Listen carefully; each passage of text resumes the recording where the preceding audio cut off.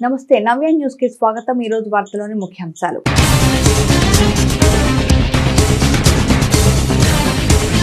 ఆడబిడ్డలకు జన్మనిచ్చిందనే నెపంతో కోడల్ని ముగ్గురు పిల్లలు ఇంట్లోకి రానివ్వని అత్తమామ చేతులు లేక అత్తింటి ఎదుట బైఠాయించిన బాలింత అనారోగ్యానికి గురికావడంతో ప్రైవేటు ఆసుపత్రికి తరలించిన బంధువులు।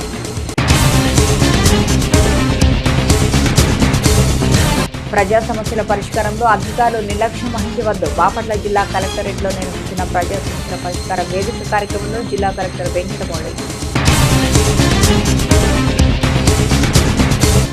డాక్టర్ బిఆర్ అంబేద్కర్ విగ్రహానికి క్షీరాభిషేకం చేసిన ఎమ్మెల్యే కొండయ్య, కూటమి శ్రేణులు। విద్యా దీవెన పేరు మార్పుపై హర్షం। భర్తను కోల్పోయి పుట్టెడు దుఃఖంలో ఉన్న తనకు ఆడపిల్లలకు జన్మనిచ్చానని నెపంతో మెట్టింటి వారు ఇంట్లోకి రానియకుండా అడ్డుకుంటున్నారని, తనకు న్యాయం చేయాలంటూ ఓ బాలింతరాలు అత్తింటి ఎదుట బైఠాయించి నిరసన చేపట్టిన సంఘటన చీరాల మండలం కొత్తపాలెంలో చోటు చేసుకుంది। తనకు న్యాయం చేయాలంటూ ఓ బాలింతరాలు అత్తింటి ఎదుట బైఠాయించి నిరసన చేపట్టిన సంఘటన చీరాల మండలం కొత్తపాలెంలో చోటు చేసుకుంది। కొత్తపాలెంకు చెందిన మణికంఠరెడ్డికి అదే గ్రామానికి చెందిన కుసుమాంజలతో ప్రేమ వివాహం జరిగింది। వీరి ప్రేమకు గుర్తుగా ఓ పాప జన్మించింది। కాగా భర్త మణికంఠ నెల రోజుల కిందట వ్యవసాయ పనులు చేస్తూ ట్రాక్టర్ తిరగబడి ప్రమాదవశాత్తు మృతి చెందాడు। అప్పటికే నిండు గర్భిణి అయిన కుసుమంజలి భర్త మరణించిన 5 రోజులకు బాధితురాలు పన్నంటి 2 ఆడపిల్లలకు కవలలకు జన్మనిచ్చింది। అయితే అప్పటికే భర్త మరణంతో కుంగిపోయిన బాధితురాలు కుసుమంజలికి తన అత్తింటి వారు చంటి బిడ్డలను చూసేందుకు రోజులు గడుస్తున్నప్పటికీ రాకపోవడంతో ఆవేదనకు గురైంది। హాస్పిటల్ నుంచి డిశ్చార్జ్ అయిన కుసుమాంజలి 3 ఆడపిల్లలతో అత్తింటికి వెళ్ళింది। అత్త నాంచారమ్మ, మామ శివసుందరెడ్డిలు ఇంట్లోకి రానివ్వకపోవడంతో ఇంటి ముందు బైఠాయించి ఆందోళన చేపట్టింది। 5 గంటలకు పైగా బైఠాయించి ఆందోళన చేపట్టడంతో అనారోగ్యానికి గురైన కుసుమంజలిని చంటి బిడ్డలను చీరాలోని ఓ ప్రైవేట్ ఆసుపత్రికి కుటుంబ సభ్యులు తరలించారు। ప్రస్తుతం ఆసుపత్రిలో బాధితురాలు చికిత్స పొందుతుంది। తనకు తన పిల్లలకు న్యాయం చేయాలని బాధితురాలు కుసుమంజలి డిమాండ్ చేసింది। తనకు కేవలం ఆడపిల్లలు పుట్టారనే నెపంతో ఇంట్లోకి రానివ్వకుండా చిత్రహింసలకు గురి చేస్తున్నారని, తగిన న్యాయం చేయాలని బాధితురాలు కుటుంబ సభ్యులు తెలిపారు।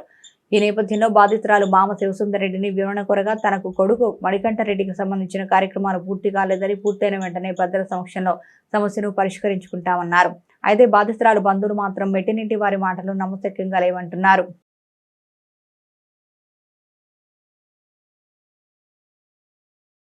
నా పేరు వెంకటేశ్వర రెడ్డి, అమ్మాయి వాళ్ళ భావం సార్। నేను అక్కాయిని చేసుకున్నాను। అది కొత్తపాలెం చీరాల మండలం। అయితే ఆ అమ్మాయిని ఫస్ట్ ఒక ఆడపిల్ల పుట్టింది సార్। ఆడపిల్ల పుడితే రెండో కానుపుకి కనిద్దనంగా అలా ఆయన భర్త చనిపోతే ఆ అమ్మాయి అక్కడి నుంచి దినం అయిపోయిన కాడి నుంచి హాస్పిటల్కి వెళ్ళింది కండానికి వెళ్తే ఆయన ట్విన్స్ కడుపులో ఉన్నారు। ట్విన్స్ కొద్దిగా పిల్ల కొద్దిగా వీక్గా ఉంది అని చెప్పి 4 రోజులు ఆపాడు సార్। ఆపి కాన్పు చేస్తే కొద్దిగా వీక్గా ఉందని చెప్పి హాస్పిటల్కి తీసుకెళ్ళాము। వెన్నెల హాస్పిటల్కి తీసుకెళ్ళాము। అటు పక్క చెరుపల్లి హాస్పిటల్కి తీసుకెళ్ళాము। 1 లక్ష రూపాయలు దాకా మొత్తం తిప్పి తీసుకొచ్చి ఇక్కడికి తీసుకొచ్చాం సార్। అక్కడికి తీసుకెళ్ళి హాస్పిటల్కి తీసుకెళ్ళి పిల్లని తీసుకొని ఇక్కడికి వచ్చాము। గేట్ దగ్గరికి రాగానే గేట్ వేసేసి వాళ్ళ మామ, ఆ పిల్ల వాళ్ళ మామ గేట్ వేసేసి రానీయకుండా, నీకు ఎక్కడుంది, నీకు ఇక్కడ కొత్తకి ఏం హక్కు ఉందని చెప్పి ఆడ పెట్టేసి 5 గంటల సేపు ఆపరేషన్ చేయించుకున్న వాళ్ళని ఆడ పెట్టేసేసి అక్కడ కూర్చోబెట్టేసాడు సార్। కూర్చోబెడితే మేము సార్ దగ్గరికి చీరాల్లో ఉంటాం సిఐ గారి దగ్గరికి వెళ్ళాం। సిఐ గారి దగ్గరికి వెళ్తే సిఐ గారు చెప్పారు లోపలికి తీసుకెళ్ళమని చెప్పారు। చెప్పగానే ఒక ముసలామెని తీసుకొచ్చి అక్కడ ఉన్న ముసలామెని ఏదో పడిపోయినట్టుగా చెప్పి ఆడ నుంచి అందరూ వెళ్ళిపోయారు సార్। మేము అక్కడ వెయిట్ చేసి ఇక మేము మళ్ళీ తీసుకొని హాస్పిటల్కి వెళ్ళిపోయాం సార్। ఇక్కడ పిల్లలకు బాగోలేదు సార్, ఉండటానికి ఫెసిలిటీ లేదు, మా ఇంటికి తీసుకెళ్ళకూడదు ఆ అమ్మాయిని, అందుకని చెప్పి మళ్ళీ హాస్పిటల్కి తీసుకెళ్ళాము। హాస్పిటల్లో ఉంది సార్। ఆ పిల్లకి న్యాయం చేయండి సార్, మళ్ళీ దాన్ని ఏ విధంగా చేస్తారనేది మాకు ఆ పిల్లకి న్యాయం కావాలి సార్। ఇందుకు ఆడపిల్లలు పుట్టారని సార్, మగపిల్లలు అయితే వచ్చేవాళ్ళు సార్, మగపిల్లలు అయితే ఖచ్చితంగా వచ్చి పరిగెత్తుకుంటూ వచ్చేవాళ్ళు। ఆడపిల్లలు పుట్టారనే కారణంతో రాకుండా వంకలు చెప్పుకుంటా ఆడపిల్లలు పుట్టారనే కారణంతో ఈ వంకలన్నీ చెబుతున్నారు సార్। గ్రామం మాది, అక్కల మణికంఠరెడ్డి మా కొడుకు ఇట్లా చనిపోయాడు। మా కోళ్ళు వచ్చి ఇట్లా చేసింది। నేను మా కోళ్ళని వద్దనుకుంటలేదు, మా పిల్లలు మాకే కావాలి। నేను పెద్ద మనుషుల సమక్షంలో ఆ సంప్రదాయం ప్రకారం 21 రోజు అయిపోయిన తర్వాత పురుడు పోసుకుని రమ్మన్నాను। కాదని ఇక్కడికి వచ్చి గందరగోళం చేసి నన్ను ఈ పని చేశారు। దీని గురించి పెద్దలు నిర్ణయించిన ప్రకారం రమ్మన్నాను। నేనేం వద్దనుకోవట్లేదు, నా పిల్లలు నాకే కావాలి, ఇదే నేను కోరుకుంటుంది। ఇదే సార్. అయితే మీరు ఆడపిల్లలు పుట్టారని చెప్పి అయ్యా రానిట్లేదన్నారు, అది వాస్తవం కాదు? కాదు సార్, మాకు ఆడపిల్లలే మాకు ముఖ్యం. అది మాకు ఇద్దరు కొడుకులే పుట్టారు, ఆడపిల్ల కావాలని మేము కోరుకున్నాము, అట్లానే పుట్టారు. ఇప్పుడు ఆయన దీని ప్రకారం ఇంట్లోకి రావాలంటే ఎప్పుడు ఎట్లా ఏం చెప్పారు, వాళ్ళకి ఏం చెప్పారు? వాళ్ళకి నేను అన్నాను ఈ కీడు అయిపోయినాక రమ్మన్నాను సార్. కీడు అయిపోయిన తర్వాత రమ్మన్నాను. ఆ కీడుకు ముందే వచ్చి వాళ్ళకి పుట్టే పిల్లలకు కూడా ఇబ్బంది అని చెప్పి నా పిల్లలకి వాళ్ళకి ఇబ్బంది నేను తలగొరి పెట్టున్నాను సార్. నేను నిద్ర చేయలేదు. ఆ నిద్ర చేసిన తర్వాత రమ్మన్నాను. దానికి రాతాను చేసి సీఏ గారి దగ్గరికి వెళ్ళారు. ఆ దాని గురించి నేను బంగారం తీసుకుంటాను సార్. 21 రోజు దాటిన తర్వాత రమ్మన్నాను సార్. దాని గురించి బాపట్ల జిల్లా కలెక్టరేట్లోని సమావేశ హాల్లో ప్రజా సమస్యల పరిష్కార వేదిక కార్యక్రమం జిల్లా కలెక్టర్ జె వెంకటమురళి అధ్యక్షతన జరిగింది. ఈ కార్యక్రమంలో భాగంగా ప్రజలు ఆయా సమస్యలపై జిల్లా నలుమూలల నుంచి వచ్చి కలెక్టర్ కు విన్నవించుకున్నారు. ప్రజా సమస్యల పరిష్కారంలో జాప్యం ఉండరాదని జిల్లా కలెక్టర్ జె వెంకటమురళి తెలిపారు. బాపట్ల జిల్లా కలెక్టరేట్లోని సమావేశం హాల్లో ప్రజా సమస్యల పరిష్కార వేదిక కార్యక్రమం జిల్లా కలెక్టర్ జె వెంకటమురళి అధ్యక్షతన జరిగింది. ఈ కార్యక్రమంలో భాగంగా ప్రజలు ఆయా సమస్యలపై జిల్లా నలుమూలల నుంచి వచ్చి కలెక్టర్ కు విన్నవించుకున్నారు. పరిష్కార వేదిక కార్యక్రమంలో 89 అర్జీలు నమోదు కాగా వినతి పత్రాల ద్వారా తమ సమస్యలను కలెక్టర్ దృష్టికి తీసుకువెళ్లారు. తన పరిధిలోని వాటిని తక్షణమే ఆయన పరిష్కరించగా వీడియో సమావేశం ద్వారా మండల స్థాయి అధికారులతో ఆయన మాట్లాడి పరిష్కార మార్గం చూపారు. ఈ సందర్భంగా ఆయన మాట్లాడుతూ ప్రజల నుంచి వచ్చిన ఫిర్యాదులను నిశితంగా పరిశీలించి గడువులోగా పరిష్కరించాలని చెప్పారు. అర్జీలు పునరావృతం కాకుండా అధికారులు చర్యలు తీసుకోవాలని ఆదేశించారు. పెండింగ్ లో ఉన్న అర్జీలను తక్షణమే పరిష్కరించాలన్నారు. ప్రజా సమస్యల వేదిక కార్యక్రమానికి అధికారులు సకాలంలో హాజరు కావాలన్నారు. అధికారులు నిర్లక్ష్యత ప్రదర్శిస్తే కుదరదన్నారు. చిత్తశుద్ధితో పనిచేయాలన్నారు. నీటి పనులు ఖచ్చితంగా వసూలు చేయాలని ఆదేశించారు. ప్రజా సమస్యల పరిష్కార వేదికకు గైరు హాజరైన అధికారులకు ఛార్జీ మెమోలు జారీ చేయాలన్నారు. ఉమ్మడి కూటమి ప్రభుత్వం అధికారంలోకి రాగానే జగనన్న విద్యా దీవెన పేరును తొలగించి డాక్టర్ అంబేద్కర్ ఓవరీస్ విద్యా దీవెనగా పేరు మార్చారని స్వాగతిస్తూ చీరాల్లో రాజ్యాంగ నిర్మాత doctor B R Ambedkar, CM Chandrababu చిత్రపటాలకు ఎమ్మెల్యే కొండయ్య యాదవ్, టీడీపీ నేతలు, దళిత సంఘాల నాయకులు పాలాభిషేకం చేశారు.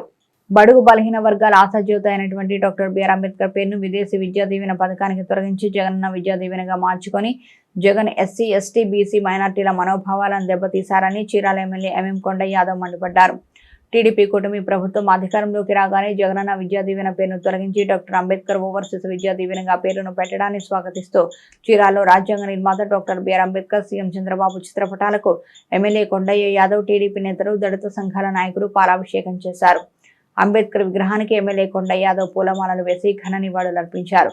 జగన్ 5 ఏళ్ల పాలనలో పథకాలకు మహనీయుల పేర్లను తొలగిస్తూ సొంత పేర్లు పెట్టుకుని ప్రజాస్వామ్యాన్ని అపహాస్యం చేశారన్నారు. ఈ క్రమంలోనే తెలుగుదేశం పార్టీ ప్రభుత్వం ఆయా పథకాలకు తిరిగి మహనీయుల పేర్లను సీఎం చంద్రబాబు పెట్టడం హర్షించదగ్గ విషయమన్నారు.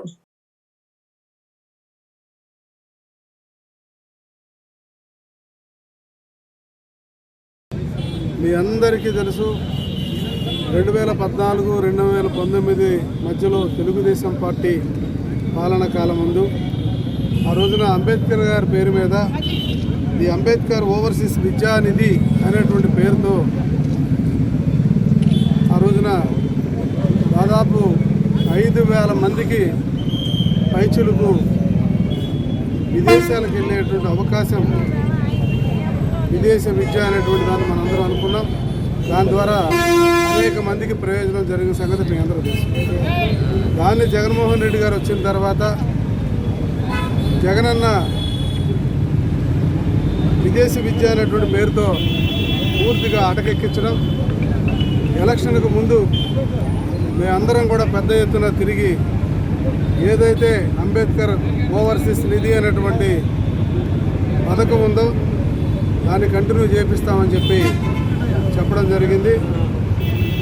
అనేకమైన విషయాలు హామీలు ఇచ్చిన సందర్భంలో ఈ యొక్క విధానాన్ని కూడా తిరిగి ప్రవేశపెట్టడం అనేది తెలుగుదేశం పార్టీ చేసినందుకు చంద్రబాబు నాయుడు గారికి, ప్రత్యేకంగా ఎవరైతే అంబేద్కర్ గారికి జరిగినటువంటి అవమానానికి సంబంధించి ఈరోజు పాలాభిషేకం చేసి తిరిగి ఈ యొక్క ప్రోగ్రాంని తిరిగి ప్రజలకి అందించేటువంటి సందర్భంలో చీరాల నియోజకవర్గం నుంచి పెద్ద ఎత్తున తెలుగుదేశం, బీజేపీ, జనసేన పార్టీ నాయకులందరూ కూడా కలిసి అంబేద్కర్ గారికి ఈరోజు పాలాభిషేకం చేసి చంద్రబాబు నాయుడు గారికి కృతజ్ఞతలు తెలియజేస్తున్నాం.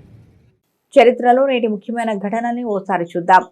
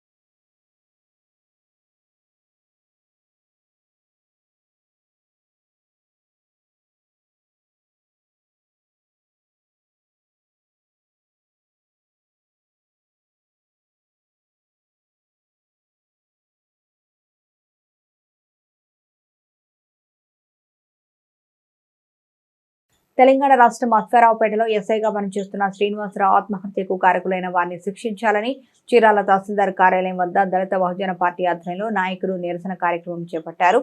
ఈ సందర్భంగా తహసీల్దార్ నాసరయ్యకు వినతి పత్రం అందజేశారు. తెలంగాణ రాష్ట్రం అశ్వారావుపేటలో ఎస్ఐగా పనిచేస్తున్న శ్రీనివాసరావు ఆత్మహత్యకు కారకులైన వారిని శిక్షించాలని చీరాల తహసీల్దార్ కార్యాలయం వద్ద దళిత బహుజన పార్టీ ఆధ్వర్యంలో నాయకులు నిరసన కార్యక్రమం చేపట్టారు. ఈ సందర్భంగా తహసీల్దార్ నాసరయ్యకు వినతి పత్రం అందజేశారు. నాయకులు మాట్లాడుతూ నిజాయితీతో తమ ఉద్యోగం నిర్వహిస్తున్న ఎస్ఐ శ్రీనివాసరావుపై అధికారులతో పాటు కింద స్థాయి సిబ్బంది వేధింపులకు గురి చేశారన్నారు. దీనికి తోడు కులం పేరుతో దూషించి ఎస్ఐని అవమానించారన్నారు. వీటన్నిటిని తట్టుకోలేక ఎస్ఐ పురుగుల మందు తాగి ఆత్మహత్యకు పాల్పడడం జరిగిందన్నారు. ఈ ఆత్మహత్యకు కారకులైన వారందరిపై కఠిన చర్యలు తీసుకుని బాధిత కుటుంబానికి న్యాయం చేయాలని నాయకులు డిమాండ్ చేశారు. ఈ కార్యక్రమంలో షేక్ జిలానీ, మికిరి లావణ్య, రబ్బానీ, బాషా, శ్రీను తదితరులు పాల్గొన్నారు. ఈరోజు మొన్న మీరు చూసేమంటారు, మన తెలంగాణ పక్కన రాష్ట్రంలో ఒక పేద దళిత ఎస్ఐ అయిన సబ్ ఇన్స్పెక్టర్ని అతి కిరాతంగా కులం పేరుతో దూషించి ఆత్మహత్య కారకులైన దుండగుల్ని వెంటనే కఠినంగా శిక్షించాలి. అలాంటి వ్యక్తిని, ఎందుకంటే భారతదేశం అంటే సర్వమత సమ్మేళనం. భారతదేశం ఉన్న వాళ్ళంతా మనం 140 కోట్ల మంది భారతదేశంలో ఉన్న సోదరులు మనమంతా ఒకటే. ఆనాడు గీతలో శ్రీకృష్ణ పరమాత్ముడు ఏమన్నాడు, సోదరులారా సర్వే జన సుఖనే భవంతు అన్నాడు. అంటే అందరూ సమానులే. కానీ ఏమిటి కుల వివక్ష? ఒక దళిత సోదరు ఒక సబ్ ఇన్స్పెక్టర్ని కులం పెడితే దూషించి పాప అతను ఆత్మహత్య కారకుల ఒక యంగ్ ఇన్స్పెక్టర్ పాప అతని కుటుంబం ఎలా పరిస్థితి ఒకసారి ఆలోచించండి. ఆ దెబ్బకు వాళ్ళ పెద్దమ్మ కూడా చనిపోయింది, వాళ్ళ బంధువులు చనిపోయారు. ఇప్పుడు దానికి కారకులు ఆ కుటుంబాన్ని తెలంగాణ ప్రభుత్వం వెంటనే ఆదుకోవాలి. ఆదుకునే వరకు మా దళిత బహుజన పార్టీ పోరాడుతూనే ఉంటుంది. సోదరులారా, ఈ కుల వివక్షను అయితే నశించాలి. ఎందుకంటే భారతదేశంలో ఉన్న 140 కోట్ల మంది భారతదేశంలో ఉన్న అందరూ సోదరులమే. మనమంతా ఒకటే. సారే జహా చర్చ హిందీ సీత హమారా. అలాంటి భారతదేశంలో ఇలా కుల వివక్ష దీన్ని ఆ రాష్ట్ర ప్రభుత్వాలు కానీ కేంద్ర ప్రభుత్వం కానీ ఇలాంటి చర్యలు ఎక్కడ మన దేశంలో జరగకుండా కఠినమైన చర్యలు తీసుకోవాలి. ఎందుకంటే ఒక సబ్ ఇన్స్పెక్టర్కే ఇలాంటి ఒక ఎస్ఐకే ఇలా జరిగినప్పుడు ఒక సామాన్యుడికి ఇంక జరగకపోవడం ఏంటి ఒకసారి గ్రహించాలి. ఇకనైనా కుల వివక్షని భారతదేశం నుంచి తరిమేద్దాం, భారతదేశాన్ని రక్షించుకుందాం, భారత రాజ్యాంగాన్ని కాపాడుకుందాం. ఒకసారి గ్రహించాలి ప్రతి ఒక్కరు. సోదరులారా, ఈరోజు భారతదేశంలో ఉన్న ప్రజలంతా ఒకటే, మనమంతా ఒకటే. సారే జహాజ్ హిందీ సీత హమారా.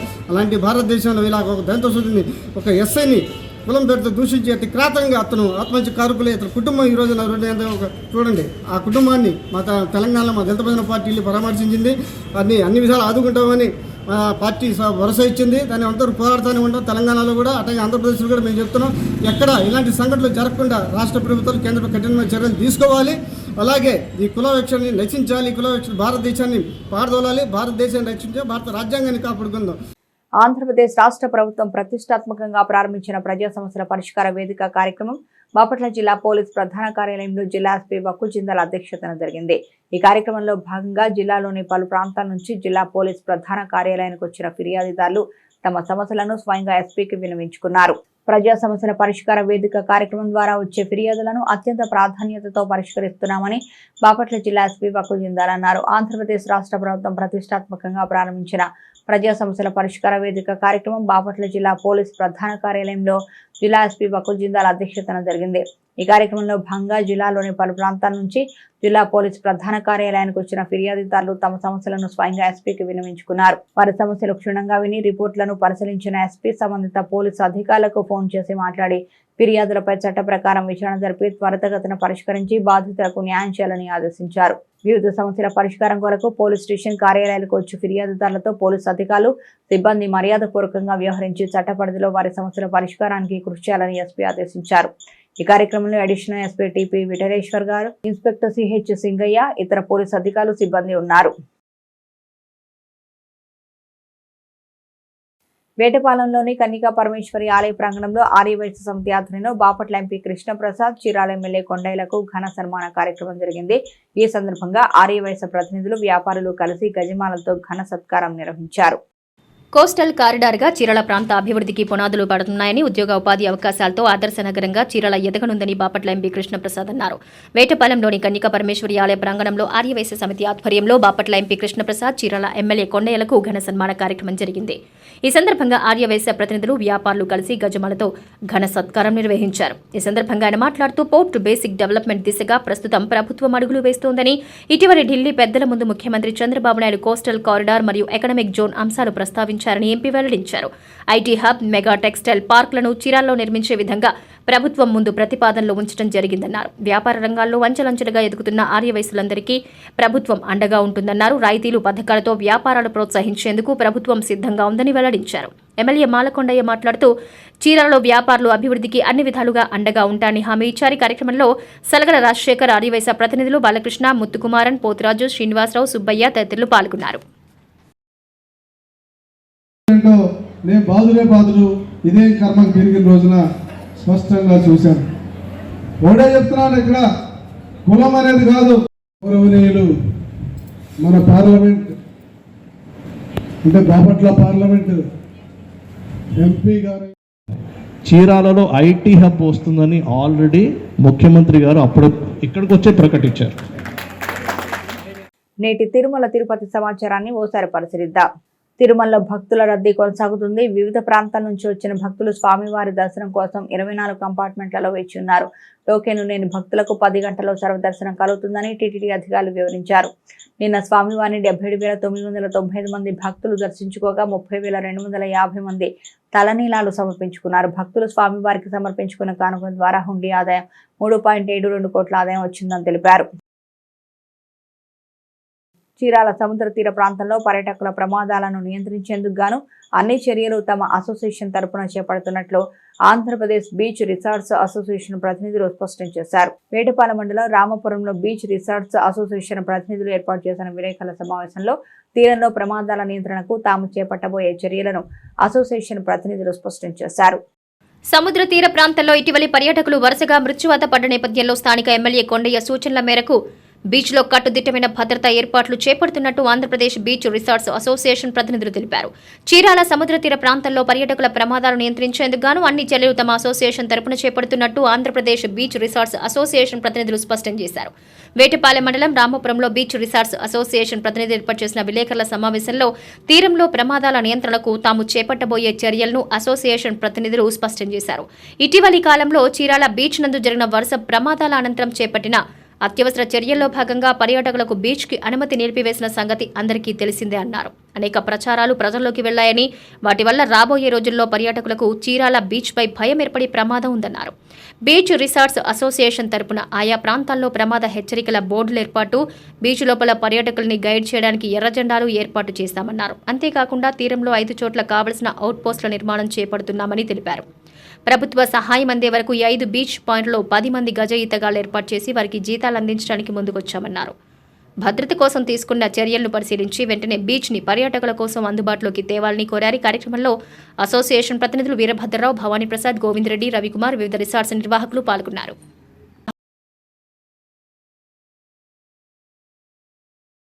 దాన్ని స్థాపించవలసిన అవసరం అవుతుంది.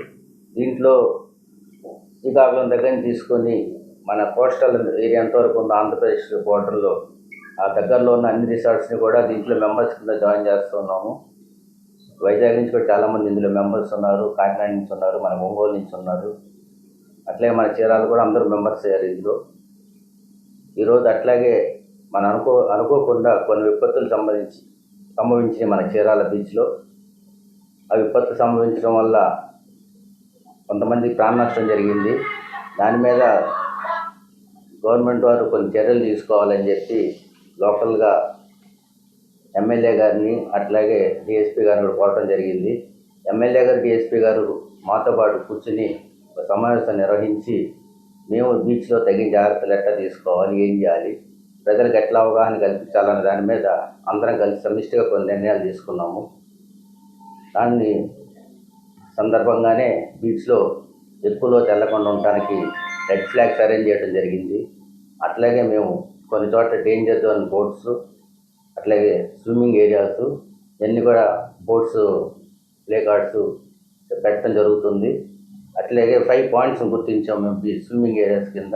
ఆ 5 పాయింట్స్లో కూడా గజ ఎత్తగాళ్ళని పెట్టి ప్రజలకి తగిన రక్షణ కల్పించడానికి, అట్లాగే టవర్ పాయింట్స్ పెట్టి స్పీకర్స్ మైక్స్ పెట్టి లోతుకెళ్లకుండా వాళ్ళని హెచ్చరిస్తూ ఉండటానికి ఇవన్నీ కూడా తగిన చర్యలు తీసుకుంటానికి అందరం కూడా ముందుకు వచ్చి రిసార్ట్ తరఫున చేయడం జరుగుతుంది.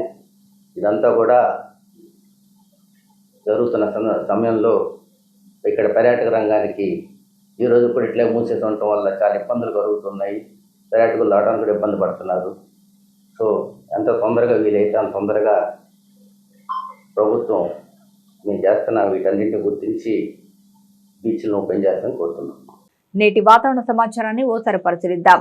సగటు సముద్ర మట్టం వద్ద రుతుపవన ద్రోణి జైసల్మేర్, చిత్తూర్గఢ్, రైజన్, మాండ్లా, రాయ్పూర్, కళింగపట్నం మీదుగా ఆగ్నేయంగా మధ్య బంగాళాఖాతం వరకు వెళుతుంది. సగటు సముద్ర మట్టానికి 3.1 కిలోమీటర్ల వరకు విస్తరించి ఉంది.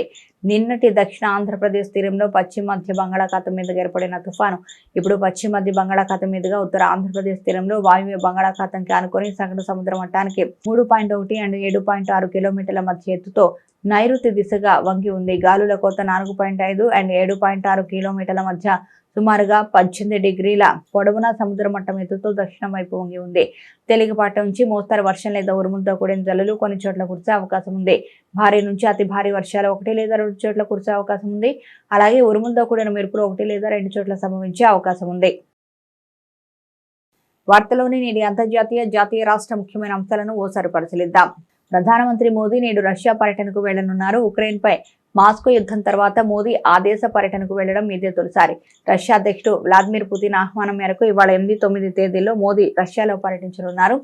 అక్కడ 22వ భారత రష్యా వార్షిక శిఖరాగ్ర సమావేశంలో పాల్గొంటారు. ఆ తర్వాత 10వ తేదీ ఆస్ట్రేలియాలో అధికారిక పర్యటన చేపట్టనున్నారు. కాగా మోదీ పర్యటనకు ముందు రష్యా ఆసక్తికరమైన వ్యాఖ్యలు చేసింది. మోదీ పూర్తిస్థాయి పర్యటన తమకు చాలా ముఖ్యమైనదని పేర్కొంది. ఈ పర్యటన పట్ల పాశ్చాత్య దేశాలు ఈర్ష్యతో ఉన్నాయని వ్యాఖ్యానించింది. ఈ మేరకు ఆ దేశం ఒక ప్రకటన విడుదల చేసింది. ప్రధాని మోదీ అధ్యక్షుడు వ్లాదిమిర్ పుతిన్ శిఖరాగ్ర స్థాయి చర్చలు చేపడతారని వెల్లడించింది.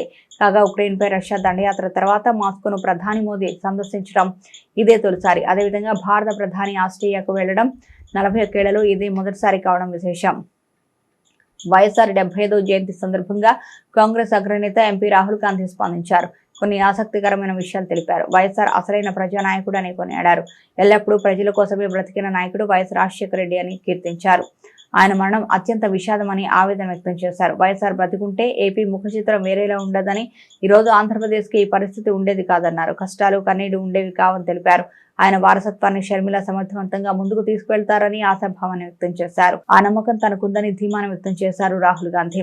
వైఎస్ షర్మిల నాయకత్వంలో ఏపీలో కాంగ్రెస్ పార్టీ బలోపేతం అవుతుందని తెలిపారు. ఏపీలో టీడీపీతో కూడిన ఎన్డీఏ కూటమి బంపర్ విక్టరీ సాధించడంతో ఆ ప్రభావం తెలంగాణలోనూ కనిపిస్తుంది. సీఎం రేవంత్ తో భేటీ కోసం హైదరాబాద్ కు వచ్చిన చంద్రబాబు టీడీపీ శ్రేణులు చెప్పిన గ్రాండ్ వెల్కమ్ చూస్తే రాష్ట్రంలో కొన్నేళ్లుగా నిస్తేజంగా మారిన టీడీపీ క్యాడర్లో కాస్త జోష్ వచ్చినట్లు తెలుస్తోంది. ఇక తాజాగా ఎన్టీఆర్ ట్రస్ట్ భవన్ కు వచ్చినప్పుడు కూడా అధినేతకు అదే స్థాయిలో స్వాగతం పలికింది క్యాడర్. చాలా రోజుల తర్వాత తెలంగాణ టీడీపీ నేతలను, కార్యకర్తలను కలిసిన చంద్రబాబు రాష్ట్రంలో పార్టీకి పూర్వ వైభవం తీసుకొస్తామని భరోసా ఇచ్చారు. తెలంగాణలో పుట్టిన టీడీపీని మళ్లీ పునర్నిర్మిద్దామంటూ పిలుపునిచ్చారు. నాయకులు వెళ్లిపోయినా కార్యకర్తలు మాత్రం పార్టీతోనే ఉన్నారన్నారు Chandrababu. Italian electric two wheeler brand VLF మహారాష్ట్రలోని కొల్హాపూర్లో తయారీ హబ్ ను ఏర్పాటు చేయాలనే యోచనతో భారత మార్కెట్లోకి ప్రవేశిస్తున్నట్లు ప్రకటించింది. VLF తయారీ పంపిణీని నిర్వహించడానికి KAW వెలోస్ మోటార్స్ ప్రైవేటు లిమిటెడ్ తో జట్టు కట్టుకుంది. అత్యాధునిక తయారీ సౌకర్యం ఈ ప్రాంతంలో KAW గ్రూప్ నకు సంబంధించిన విస్తృతమైన 6 దశాబ్దాల తయారీ అనుభవాన్ని ప్రభావితం చేస్తుంది. VLF దాని ఐకానిక్ ని ప్రారంభించాలని యోచిస్తోంది. ఈ సంవత్సరం పండుగల సీజన్ నాటికి ఈ స్కూటర్ అందుబాటులోకి వచ్చే అవకాశం ఉంది. సరసమైన ధరలో ప్రీమియం రైడింగ్ అనుభవాన్ని ఇచ్చేలా ఈ స్కూటర్ రూపొందించే అవకాశం ఉంది. T20 వరల్డ్ కప్ గెలిచిన టీమిండియా ఆటగాళ్లు BCCI నుంచి 125 కోట్ల ప్రైజ్ మనీ అందుకుంది. ఈ ప్రైజ్ మనీ మొత్తం టీంతో పంచుకోనున్నారు. అంటే ఇక్కడ 125 కోట్ల రూపాయల మొత్తంలో ఎవరికి ఎంత వాటా వస్తుందో వెల్లడైంది. దీని ప్రకారం టీమిండియా ఆటగాళ్లకు ఒక్కొక్కరికి 5 కోట్ల ప్రైజ్ మనీ ఇవ్వనున్నారు. భారత జట్టులో సంజు శాంసన్, SSV జైస్వాల్, యజువేంద్ర చాహల్ ఒక్క మ్యాచ్ కూడా ఆడలేదు. అంటే వీరి ముగ్గురు ఒక మ్యాచ్ కూడా ఆడలేదు. ఈ ప్రశ్నకు ఇప్పుడు సమాధానం దొరికింది. అంటే భారత జట్టులో ఉన్న ప్రతి ఆటగాడికి 5 కోట్ల రూపాయలు దక్కనున్నాయి. అంటే జట్టులోని మొత్తం 15 మంది ఆటగాళ్లకు సమాన మొత్తం దక్కనుంది. ఈ క్రమంలో SSV జైస్వాల్, సంజు శాంసన్, యుజేంద్ర చాహల్ కూడా 5 కోట్ల రూపాయలు అందుకున్నారు. టీమిండియా ప్రధాన కోచ్ రాహుల్ ద్రవిడ్ కు 5 కోట్ల రూపాయలు ఇవ్వనున్నారు. అదేవిధంగా ద్రవిడ్ తో కలిసి పనిచేసిన ఇతర కోచింగ్ సిబ్బందికి ఒక్కొక్కరికి 2.5 కోట్లు లభించనున్నాయి. ఇతర సిబ్బందికి ఒక్కొక్కరికి 2 కోట్లు దక్కనున్నాయి. అదేవిధంగా భారత జట్టుకు ఎంపిక చేసిన సెలక్షన్ కమిటీ సభ్యులకు ఒక్కొక్కరికి ₹1 కోట్లు పొందుతారు. ఇలా 125 కోట్ల రూపాయలను T20 ప్రపంచ కప్ లో భారత జట్టుతో కలిసి కనిపించిన ప్రతి ఒక్కరికి పంచనున్నారు. నవ్య న్యూస్ ముగించే ముందు ముఖ్యాంశాలు మరోసారి.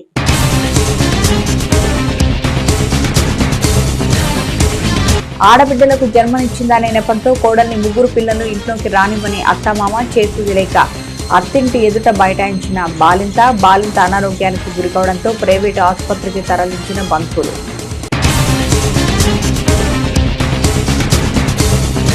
ప్రజా సమస్యల పరిష్కారంలో అధికారులు నిర్లక్ష్యం వహించవద్దు. బాపట్ల జిల్లా కలెక్టరేట్లో నిర్వహించిన ప్రజా సమస్యల పరిష్కార వేదిక కార్యక్రమంలో జిల్లా కలెక్టర్ వెంకటమౌళి. డాక్టర్ బిఆర్ అంబేద్కర్ విగ్రహానికి క్షీరాభిషేకం చేసిన ఎమ్మెల్యే కొండయ్య, కూటమి శ్రేణులు. విద్యా దీవెన పేరు మార్పుపై హర్షం. నవ్య న్యూస్ ఇంతటితో సమాప్తం. నమస్కారం.